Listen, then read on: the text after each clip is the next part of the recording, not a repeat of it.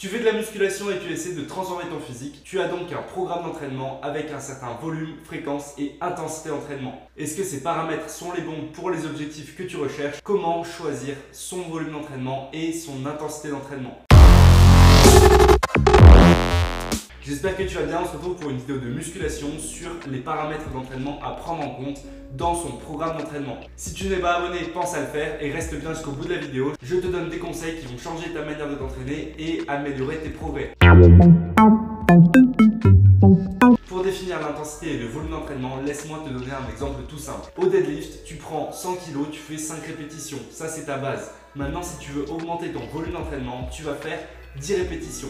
Et si tu veux augmenter ton intensité d'entraînement, tu vas faire 5 répétitions mais à 130 kg ou plus si tu veux. Ici, tu as donc le volume d'entraînement avec plus de répétitions et l'intensité d'entraînement avec une plus grande charge.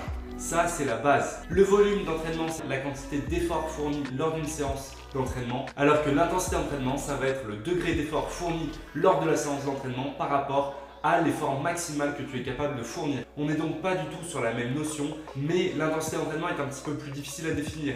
Globalement, pour la définir facilement, on va prendre ça par rapport à la charge que tu vas soulever. Ta charge maximale, c'est le 1 RM.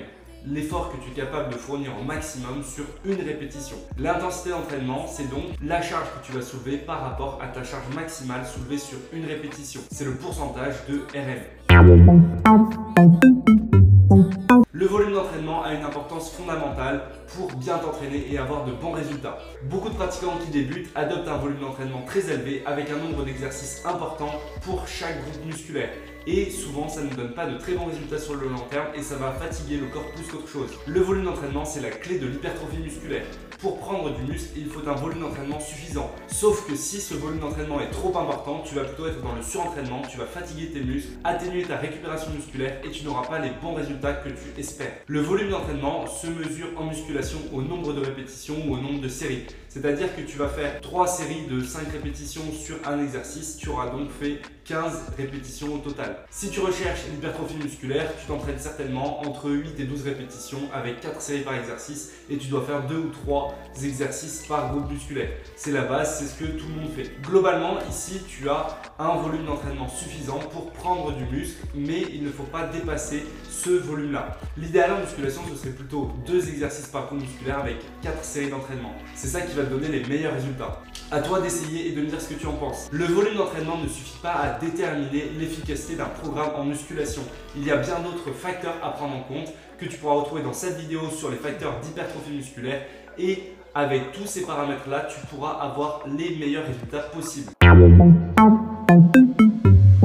Au-delà du volume d'entraînement sur une séance, il faut aussi prendre en compte la fréquence de tes entraînements. Et là, ça va être un petit peu plus problématique parce qu'en fonction du programme que tu vas adopter, de ta manière de t'entraîner et de ton rythme de vie, ce ne sera pas du tout pareil. Chez les pratiquants de musculation avancés qui ne sont pas vraiment naturels, on va retrouver plutôt du split, c'est-à-dire une séparation par groupe musculaire tout au long de la semaine avec parfois 2 entraînements par jour et 2 entraînements par groupe musculaire par semaine.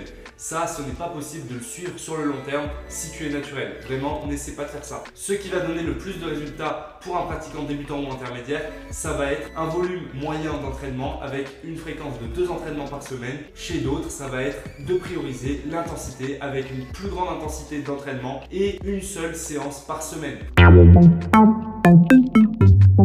L'intensité d'entraînement, comme je te l'ai dit, est principalement déterminée par le choix de la charge que tu vas faire lors de ton entraînement. Pour accroître l'intensité de ton entraînement, la première réponse, ça va être d'augmenter les charges au fur et à mesure. Après, tu peux aussi recourir à des méthodes d'intensification afin d'augmenter l'intensité de ta séance. Certaines méthodes d'intensification seront plutôt orientées sur le volume d'entraînement grâce à des demi-reps ou sur l'intensité de l'entraînement grâce à un maintien du temps sous contrainte, c'est-à-dire que tu vas maintenir ta charge avec une contraction en isométrique. L'intensité d'entraînement a une importance capitale si tu cherches à développer ta force musculaire. La force musculaire se développe si tu mets une grande intensité dans tes répétitions et dans tes exercices. En effet, en faisant cela, ton corps va devoir solliciter beaucoup plus son système nerveux et va accroître le recrutement des fibres musculaires, donc l'efficacité du système nerveux. Pour cela, il faut mettre des charges importantes sur tes barres et pousser à fond sur un nombre de répétitions limité, donc avec un volume d'entraînement moindre. Mais l'intensité d'entraînement a aussi son importance en bodybuilding et en hypertrophie musculaire.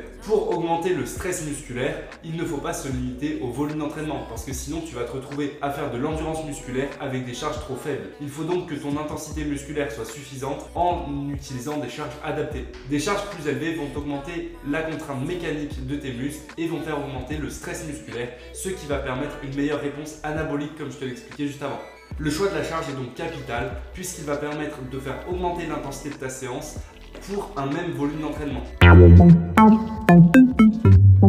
Si ta séance est trop intense, tu seras plutôt dans de la force musculaire parce que tu ne pourras pas aller au-delà des 5-6 répétitions. Si ton intensité est trop faible, tu seras plutôt dans de l'endurance musculaire parce que tu auras un grand volume d'entraînement associé à une faible intensité. L'idéal, c'est donc d'être dans le juste milieu avec une intensité moyenne et un volume d'entraînement moyen. C'est là que tu auras le meilleur recrutement musculaire avec le meilleur stress musculaire pour de l'hypertrophie musculaire.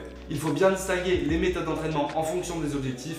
Mais si toi tu es dans le bodybuilding et dans l'hypertrophie musculaire, tu vas devoir rechercher une intensité moyenne avec un volume d'entraînement moyen. C'est là que tu auras les meilleurs résultats. Pour cela, essaie de faire 10-12 répétitions avec une charge suffisamment élevée. Pour le choix de la charge, il faut que la charge ne te permette pas de finir toutes tes séries d'entraînement sur un exercice et qu'à la fin tu sois épuisé, que tu n'arrives pas à pousser jusqu'au bout. Tu vas donc faire un travail à l'échec. Or, le travail à l'échec, c'est ce qui donne le plus de résultats. Sur le long terme, ce qui paiera, ce sera ta régularité avec un bon volume d'entraînement et une bonne intensité sur certaines de tes séances. Trop d'intensité sur chacune de tes séances va te fatiguer et tu auras moins de résultats. Si tu te limites à une seule séance par semaine, alors là oui, mets le paquet et mets un maximum d'intensité tout en restant dans un volume d'entraînement d'hypertrophie musculaire.